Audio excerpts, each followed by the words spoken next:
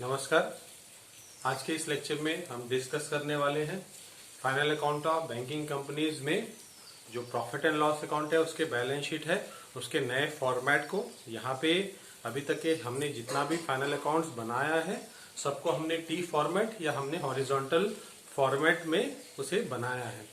जब हम बात करेंगे trading account, profit and loss account and profit and loss account, वहां पे हमारे दो साइड होते थे। डेबिट साइड जहां पे हम एक्सपेंसेस लिखते थे और क्रेडिट साइड जो हमारे इनकम साइड थी। उसी तरीके से जो हमने बैलेंस शीट बनाया उसका जो हमारा लेफ्ट हैंड साइड था उसमें हम लायबिलिटीज लिखते थे और राइट हैंड साइड था उसमें हम एसेट लिखते थे। लेकिन यहाँ पे जो रिजर्व बैंक ऑफ इंडिया के निर्देश है और बैंकिंग रेगुलेशन एक्ट के जो प्रावधान है उसके हिसाब से यहाँ पे जो हमें प्रॉफिट एंड लॉस अकाउंट और बैलेंस शीट बनाना है वो हमें हॉरिजॉन्टल की जगह वर्टिकल फॉर्मेट में हमें बनाना है। तो यहाँ पे हम देखेंगे जो जितनी भी फाइनेंशियल इंफॉर्मेशन है बैंक की उसको हमको सबसे पहले यहाँ पे 16 शेड्यूल में पुट करना है। यहाँ पे शेड्यूल नंबर 1 से लेके शेड्यूल नंबर 16 है और उसके बाद जो उन शेड्यूल का टोटल आया उससे हमें उसके शेड्यूल को प्रॉफिट एंड लॉस अकाउंट और बैलेंस शीट में पुट करना है। टोटल हमें यहाँ पे 16 शेड्यूल बनाने हैं। 16 शेड्यूल में से शेड्यूल नंबर 1 से लेके शेड्यूल नंबर 12 जो हम बनाएंगे उसकी जो इन्फॉर्मेशन है उसको हम बैलेंस शीट में लिखेंगे और शेड्यूल नंबर 13 से लेके शेड्यूल नंबर 16 की जो टोटल आएगी उसको हम कहाँ पे लिखेंगे, प्रॉफिट एंड लॉस अकाउंट में लिखेंगे। तो चलिए सबसे पहले देखते हैं हम प्रॉफिट एंड लॉस अकाउंट का फॉर्मेट। तो हम यहाँ पे देख रहे हैं, सबसे पहले हम लिख रहे हैं यहाँ पे प्रॉफिट एंड लॉस अकाउंट। सबसे पहले हेडिंग हमारी रहेगी दैट इज इनकम। इनकम के हेडिंग के अंदर दो इनकम आएंगी। सबसे पहले आएगी income earned that is interest earned. Interest earned का शेड्यूल नंबर है 13 इंटरेस्ट इनकम का। और यहाँ पे जब हम बनाएंगे शेड्यूल नंबर 13 तो इसके लिए हमको ये मैंने आपको जैसे बताया कि शेड्यूल नंबर 13 से शेड्यूल नंबर 16 जो हम बनाएंगे उसकी जो टोटल होगी उसको हम कहाँ पे लिखेंगे, प्रॉफिट एंड लॉस अकाउंट में। सबसे पहला हेडिंग है इंटरेस्ट अर्न का और उस इंटरेस्ट का जो शेड्यूल नंबर है वो शेड्यूल नंबर 13 है। तो हम यहाँ पे शेड्यूल बना रहे हैं schedule number 13 interest income interest earn. तो यहाँ पे हम सबसे पहले देखेंगे कि बैंकिंग कंपनियां जो है उसकी जो आय होती है, इनकम होती है, वो कहीं ना कहीं जितना भी उसने अपने ग्राहकों से जमा करवाया है उसको जो ऋण पे देती है उसी से उसकी क्या होती है, आय होती है। तो यहाँ पे पहला इनकम लिखा है interest received on loans and advances. तो पहला इनकम जो इंटरेस्ट इनकम है बैंकिंग कंपनी का वो पहला इनकम आएगा interest received on loans and advances. अगर अप्रूव हो रहा है तो हम यहाँ पे उसको एड अप कर देंगे। दूसरा होता है discount received on bill discounted. तो भी बिलों को बैंक ने भुनाया है उस पर जितना भी छूट है वो इंटरेस्ट इनकम है बैंकिंग कंपनीज की। और इसी तरीके से हर एक बैंक को आरबीआई के निर्देश अनुसार कहीं ना कहीं जो पैसा है आरबीआई के पास रखना पड़ता है या फिर ऐसा भी हो सकता है एक बैंक दूसरे बैंक को कहीं ना कहीं शॉर्ट टर्म लोन भी प्रोवाइड कर रही है। तो यहाँ पे जो भी इनकम मिल रहा है या तो रिजर्व बैंक ऑफ इंडिया से मिल रहा है या उसने कहीं ना कहीं जो रिजर्व हो स्टेट बैंक ऑफ इंडिया में भी अगर जमा कराया तो उस पर जो इंटरेस्ट वो मिलेगा वो भी क्या होगा, इंटरेस्ट इनकम होगा बैंकिंग कंपनीज की।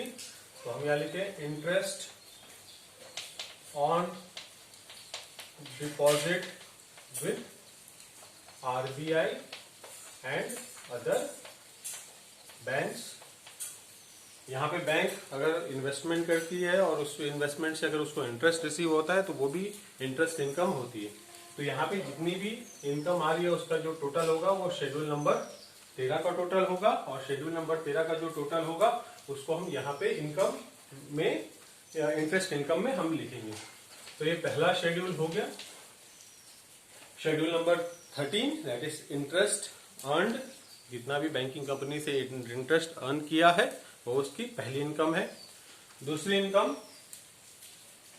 बची हुई दैट इज अदर इनकम। इसका जो शेड्यूल है शेड्यूल नंबर 14 है। तो हम बनाते हैं शेड्यूल नंबर 14। यह आ गया अदर इनकम का। अब इंटरेस्ट इनकम को छोड़ के जो भी इनकम बैंकिंग कंपनी की हो रही है वो सारी की सारी इनकम को हमको यहाँ पे लिखना है। कमीशन एजेंट के रूप में रहती है तो कहीं ना कहीं उसको कमीशन ब्रोकरेज या एक्सचेंज में उसे फायदा मिलता है, वो उसकी इनकम हो गई। उसी तरीके से अगर उसने बैंकिंग के कुछ एसेट बेचे हैं तो उससे जो प्रॉफिट हो रहा है वो भी बैंकिंग कंपनीज की इनकम है। Profit on sale of banking asset. और मान लो लॉस हो रहा है तो लॉस ऑन सेल क्या हो जाएगा, माइनस हो जाएगा। और नेट जो आएगा अगर पॉजिटिव है तो हम एज इट इज लिख लेंगे और अगर नेगेटिव है तो हम उसको ब्रैकेट में लिखेंगे, क्योंकि हम बताएंगे कि भाई ये यहाँ पे हमारा लॉस हो रहा है। उसी तरीके से profit on revaluation of asset हो रहा है तो उसको हम प्लस करेंगे। अगर मान लो लॉस हो रहा है तो हम उसको प्रॉफिट ऑन रिवैल्यूएशन से माइनस कर देंगे, या सिर्फ लॉस हो रहा है तो हम यहाँ पे नेगेटिव में अमाउंट को लिख देंगे, लॉस ऑन रिवैल्यूएशन। उसी तरीके से अगर बैंक ने इन्वेस्टमेंट किया है, किसी और कंपनी के शेयर्स खरीदे हैं तो उसको जो डिविडेंड रिसीव होगा वो भी बैंकिंग कंपनी की अदर इनकम होगी। डिविडेंड रिसीव्ड फ्रॉम इन्वेस्टमेंट, तो ये भी क्या हो गई, बैंकिंग कंपनी की इनकम हो गई। और कोई इनकम अगर बैंकिंग कंपनी अर्न कर रही है तो वो उसके अदर इनकम हो गई। तो यहाँ पे जो शेड्यूल नंबर 14 का जो टोटल आया है वो शेड्यूल नंबर 14 के टोटल को हम इनकम में लिख लेंगे और ये हमारी हो गई टोटल इनकम। तो schedule number 13 plus schedule number 14 it is the total income of banking company. तो उसको टोटल कर लेना है और इसको हम यहाँ पे लिख ले रहे हैं 1। तो that is total of income, ये हो गई हमारी। और दूसरी heading profit and loss account में होता है एक्सपेंडिचर, जो भी कंपनी एक्सपेंसेस करती है। यहाँ पे हमने लिखा है एक्सपेंसेस। एक्सपेंसेस को भी दो शेड्यूल में डिवाइड किया गया है। जो पहला एक्सपेंसेस है वो इंटरेस्ट एक्सपेंडेड है, उसका शेड्यूल नंबर है 15। तो हम यहाँ पे देखते हैं शेड्यूल नंबर 15 में क्या क्या एक्सपेंसेस आएंगे। Schedule 15 interest expanded. तो यहाँ पे जो बैंक है वो कहीं ना कहीं डिपॉजिट लेती है, जमाएं करवाती है अपने कस्टमर से, और उन जमाओं पे जो बैंकिंग कंपनी है वो ब्याज देती है। तो यहाँ पे सारे जो डिपॉजिट अकाउंट है उस पे जितना भी इंटरेस्ट होता है वो बैंकिंग कंपनी की इंटरेस्ट एक्सपेंसेस होती है, और वो सारे डिपॉजिट स्कीम का जो इंटरेस्ट है हम कहाँ पे लिखेंगे, इंटरेस्ट एक्सपेंडेड में। तो यहाँ पे हमने लिखा interest on term loan, term deposit, interest on saving deposit. या अब यहाँ पे अगर मान लो बोरोइंग्स हो रही है, बैंक ने रिजर्व बैंक ऑफ इंडिया से बोरो किया, अदर बैंक से बोरो किया, तो उस पर भी जो इंटरेस्ट है वो इंटरेस्ट एक्सपेंडेड के हेडिंग के अंदर आएगा। Interest on borrowing with RBI and other banks. यह आ गया शेड्यूल नंबर 15 इंटरेस्ट एक्सपेंडेड। और बाकी जो एक्सपेंसेस बैंकिंग कंपनीज के बच गए वो ऑपरेटिंग एक्सपेंसेस हो गए। और ऑपरेटिंग एक्सपेंसेस की जो शेड्यूल है वो शेड्यूल नंबर 16 है।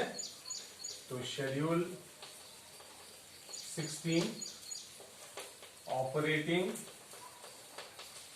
एक्सपेंसेस, जिसके अंदर देखेंगे सबसे पहले आता है पेमेंट टू और प्रोविजन फॉर ऑफ एम्प्लॉयज। तो एम्प्लॉय का पेमेंट करना है, सैलरीज, ये आ गया। उसके बाद दूसरी एक्सपेंसेस है rent, taxes and lighting. Next heading है, नेक्स्ट एक्सपेंसेस है प्रिंटिंग एंड स्टेशनरी।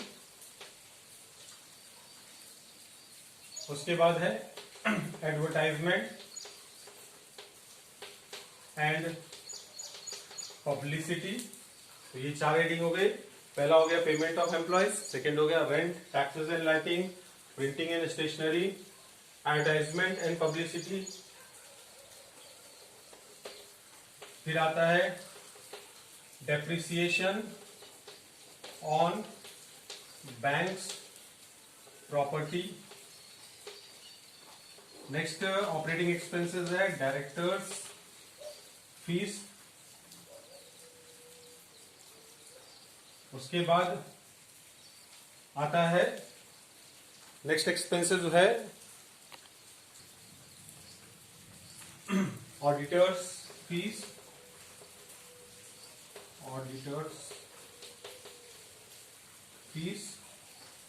फिर है लीगल चार्जेस या लॉ चार्जेस।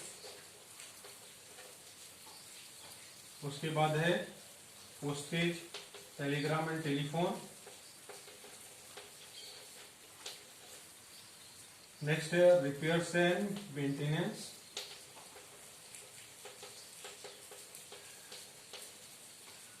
नेक्स्ट हेडिंग है इंश्योरेंस। और लास्ट हेडिंग है अगर इनमें से कोई अदर एक्सपेंसेस है तो अदर एक्सपेंसेस हम यहाँ पे लिखेंगे। और इसका जो टोटल आया वो हो गया हमारा टोटल ऑफ शेड्यूल नंबर 16। तो उसको हम ऑपरेटिंग एक्सपेंसेस में लिखेंगे, फिर हम इसका टोटल कर लेंगे। ये टोटल हो गया इनकम का, टोटल हो गया एक्सपेंसेस का। इसके बाद हमारी हेडिंग रहेगी प्रॉफिट ऑब्लिक लॉस। तो हम इसमें सबसे पहले लिख रहे हैं। अब इसमें एक चीज और आपको याद रखनी है,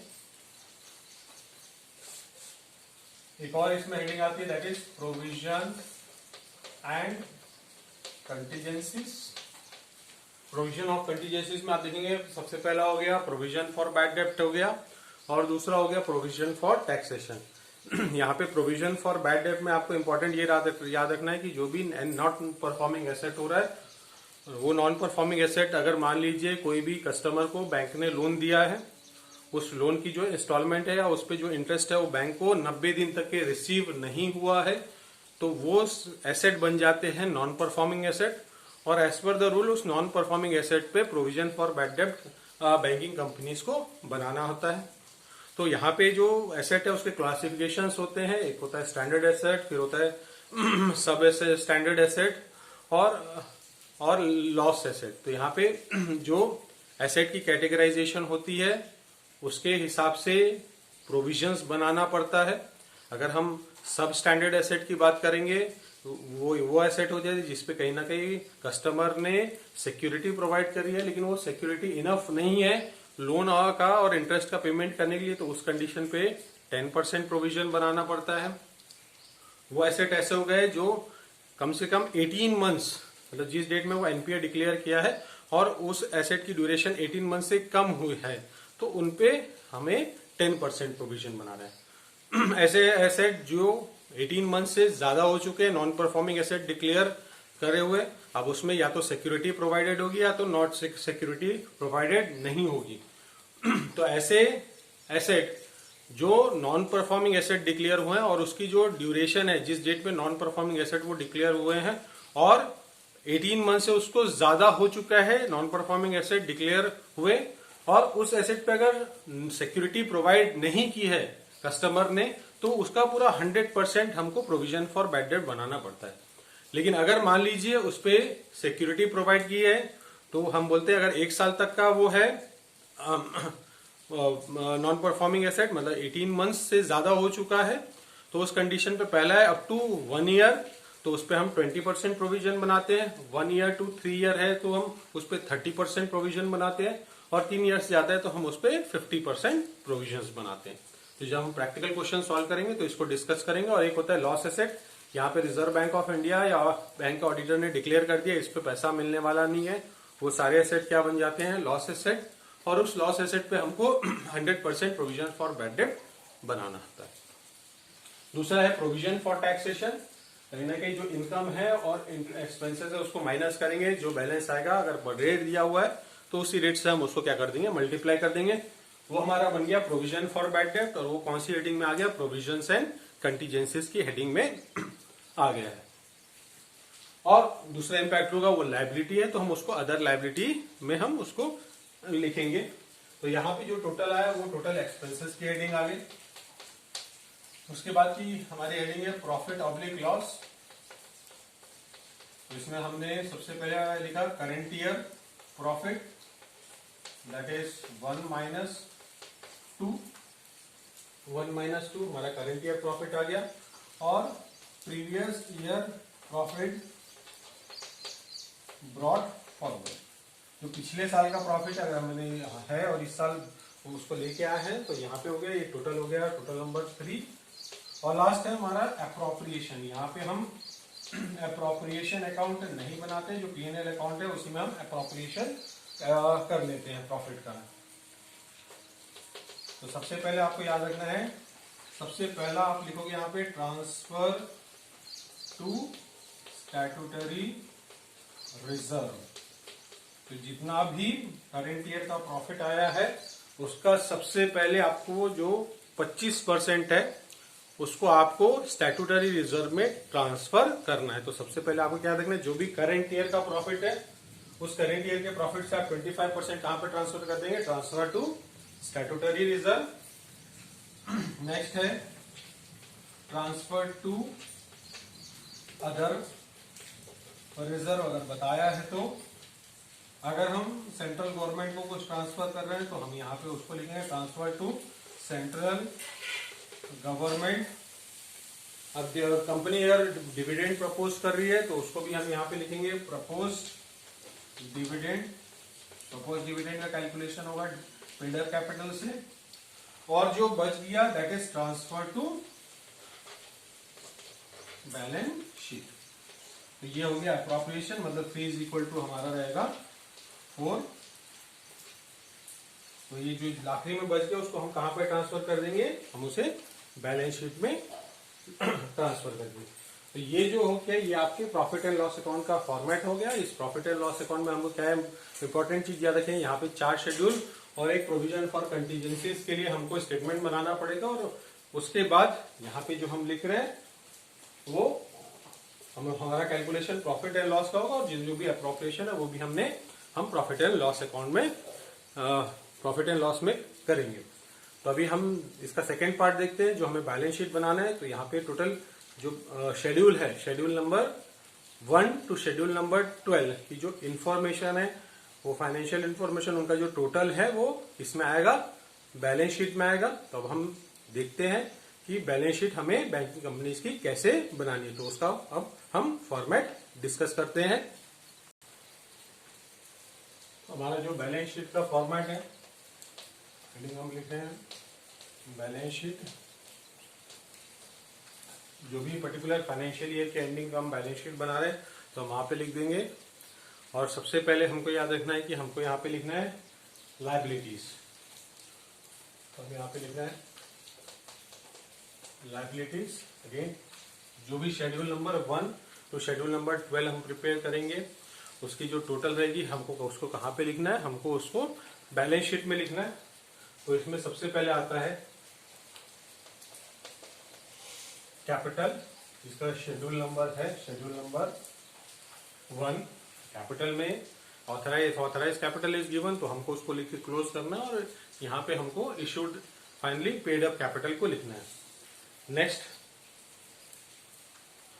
रिजर्व एंड सरप्लस। तो यहाँ पे शेयर प्रीमियम हो गया, कैपिटल रिजर्व हो गया, स्टैट्यूटरी रिजर्व हो गया, profit and loss account, appropriation account का बैलेंस हो गया, उसको हमको यहाँ लिखना है। हमको याद रखना अगर ओपनिंग बैलेंस गिवन है रिजर्व का तो जितना भी हमने इस पर्टिकुलर फाइनेंशियल ईयर में ट्रांस बनाया है उसको हम यहाँ पे ओपनिंग वैल्यू से क्या कर देंगे, उसे प्लस कर देंगे। तो पहला हेडिंग हो गया कैपिटल, इसका शेड्यूल नंबर है शेड्यूल नंबर 1। दूसरा है रिजर्व एंड सरप्लस, इसका शेड्यूल नंबर है 2। नेक्स्ट हेडिंग है डिपॉजिट्स, इसका शेड्यूल नंबर है 3।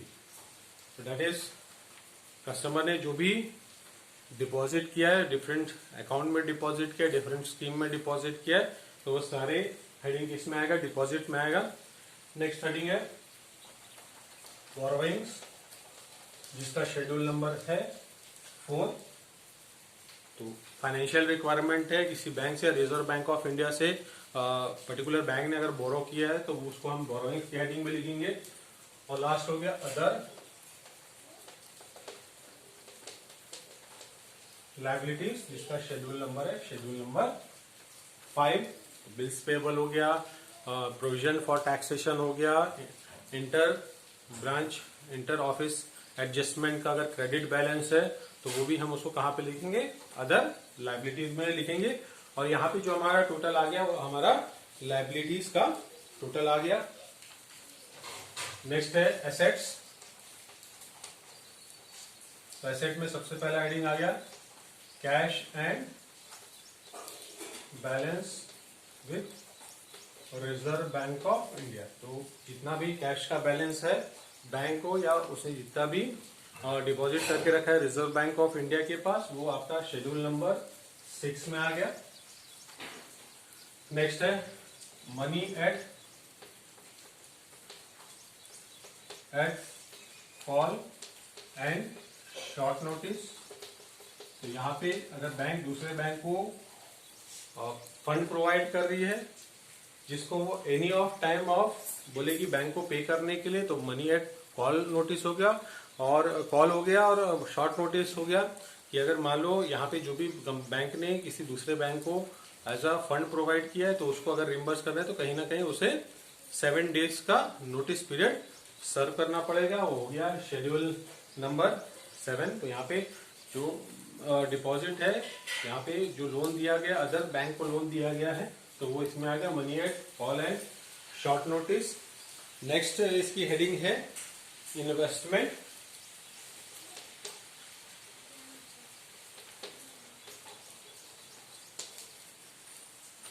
इन्वेस्टमेंट की हेडिंग है 8। तो बैंक ने जितना भी इन्वेस्टमेंट करके रखा है वो यहाँ पे लिखना है। आपको ये इंपॉर्टेंट चीज याद रखनी है, यहाँ पे जो भी गोल्ड का इन्वेस्टमेंट होगा, कंपनी ने अगर गोल्ड खरीदा है तो उसको कहाँ पे आपको लिखना है, इन्वेस्टमेंट की हेडिंग में लिखना है। लेकिन अगर सिल्वर है तो वो अदर एसेट्स में इंक्लूड होगा। नेक्स्ट हेडिंग है heading number schedule number 9। Schedule number 9 है एडवांसेस। एडवांसेस का शेड्यूल नंबर है 9। और नेक्स्ट हेडिंग है फिक्स्ड एसेट। अगर मान लीजिए कंपनी के पास opening value of fixed asset है, ड्यूरिंग द ईयर उसने अगर कुछ परचेज किया तो उसको ऐड कर देना है, अगर ड्यूरिंग द ईयर कुछ सेल हुआ है तो उससे लेस करना है, और जितना भी डेप्रिसिएशन चार्ज हुआ है that is an operating expenses, तो हमको उसको एसेट की वैल्यू से क्या कर देना है, लेस कर देना है। और लास्ट है अदर एसेट। अदर एसेट आ गया शेड्यूल नंबर 11 में। कोई भी अनअर्न्ड इंटरेस्टिंग है, इनकम है, आउटस्टैंडिंग है, उसको हमको यहाँ पे लिखना है। इंटर ऑफिस एडजस्टमेंट है, डेबिट बैलेंस है तो उसको भी हमको यहाँ लिखना है। सिल्वर हो गया उसको भी हमको यहाँ पे लिखना है। तो यहाँ पे हमको जो एसेट्स और लायबिलिटीज का टोटल आएगा वो टोटल आ गया, तो हमारा आंसर यहाँ पे करेक्ट होगा। लास्ट है शेड्यूल नंबर 12, जिसको बैलेंस शीट के हम नीचे दिखाते हैं क्योंकि वो ऐसी लायबिलिटी है जो फ्यूचर में अराइज हो सकती है, दैट इज कंटीजेंट लायबिलिटी। तो हमारे है कंटीजेंट लायबिलिटी। बैंक ने अगर एक्सेप्टेंस और एंडोर्समेंट किया है, ठीक है, गारंटी दी है जिसका वो पेमेंट करेगी अगर कस्टमर डिफॉल्ट करता है तो, लेकिन वो फ्यूचर की लायबिलिटी है, तो वो सारे लायबिलिटीज को हम कहाँ पे लिखेंगे, कंटीजेंट लायबिलिटी के शेड्यूल में लिखेंगे। और लास्ट यहाँ पे लिखते हैं बिल्स फॉर कलेक्शन। तो ये और बैलेंस शीट आइटम है, हमको इसको बैलेंस शीट में शो करना है, कहीं पर भी इसका टोटल करना नहीं है।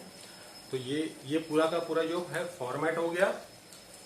तो यहाँ पे हमको क्या रखना है, जब भी हम बैंकिंग कंपनीज का फाइनल अकाउंट बना रहे हैं, टोटल हमें 16 शेड्यूल, एक provision for tax provisions and contingencies, का हमको स्टेटमेंट बनाना है और फिर उसी स्टेटमेंट से जितनी भी टोटल आ रही है, शेड्यूल बनाया हमने, उसकी टोटल को हमको प्रॉफिट एंड लॉस अकाउंट और बैलेंस शीट में पुट करना है। तो ये हो गया पूरा का पूरा फॉर्मेट। जो हमारा नेक्स्ट क्लास रहेगा, वहाँ नेक्स्ट क्लास से हम प्रैक्टिकल क्वेश्चन सॉल्व करने वाले final account of banking company से। आज की क्लास के लिए इतना ही। Thank you.